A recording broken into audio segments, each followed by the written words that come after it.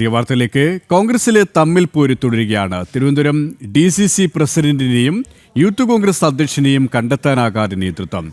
തദ്ദേശ സ്വയംഭരണ തെരഞ്ഞെടുപ്പ് അടുത്ത സാഹചര്യത്തിൽ തമ്മിൽ പോര് തിരിച്ചടിയാകുമോ എന്ന ആശങ്കയും ഒരു വിഭാഗത്തിനുണ്ട്. ചർച്ചകൾ പലത് കഴിഞ്ഞെങ്കിലും അധ്യക്ഷനെ കണ്ടെത്തുന്നതിലെ അനിശ്ചിതത്വം തുടരുകയാണ്. തിരുവനന്തപുരം DCC പ്രസിഡന്റിനെയും യൂത്ത് കോൺഗ്രസ് സംസ്ഥാന അധ്യക്ഷനെയും കണ്ടെത്താൻ ഇതുവരെ നേതൃത്വത്തിന് സാധിച്ചിട്ടില്ല. നിലവിൽ N ശക്തനാണ് തിരുവനന്തപുരം DCC പ്രസിഡന്റിന്റെ താൽക്കാലിക ചുമതല. ശക്തന് പകരം പുതിയ അധ്യക്ഷനെ കണ്ടെത്തുവാനുള്ള ശ്രമങ്ങൾ ആരംഭിച്ചെങ്കിലും ഫലം കണ്ടില്ല.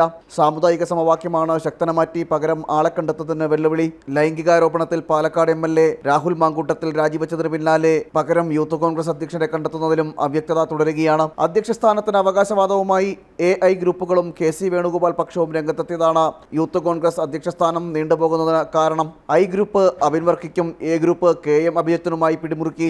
ദേശീയ നേതൃത്വം ഇടപെട്ടെങ്കിലും തർക്കം പരിഹരിക്കാൻ ഇതുവരെ സാധിച്ചിട്ടില്ല. അതേസമയം തദ്ദേശ സ്വയംഭരണ സ്ഥാപന തെരഞ്ഞെടുപ്പ് അടുത്തു വന്ന സാഹചര്യത്തിൽ നേതാക്കൾക്കിടയിലെ തമ്മിൽ പോര് തിരിച്ചടിയാകുമോ എന്ന ആശങ്കയും ഒരു വിഭാഗം നേതാക്കൾക്കുണ്ട്. പ്രഖ്യാപനം ഉടനുണ്ടാകുമെന്ന് പറയുന്നതല്ലാതെ നടപടി ഉണ്ടാകാത്തതിലും ഒരു വിഭാഗം എതിർപ്പറിയിച്ചതായിട്ടാണ് വിവരം. ജനം, തിരുവനന്തപുരം.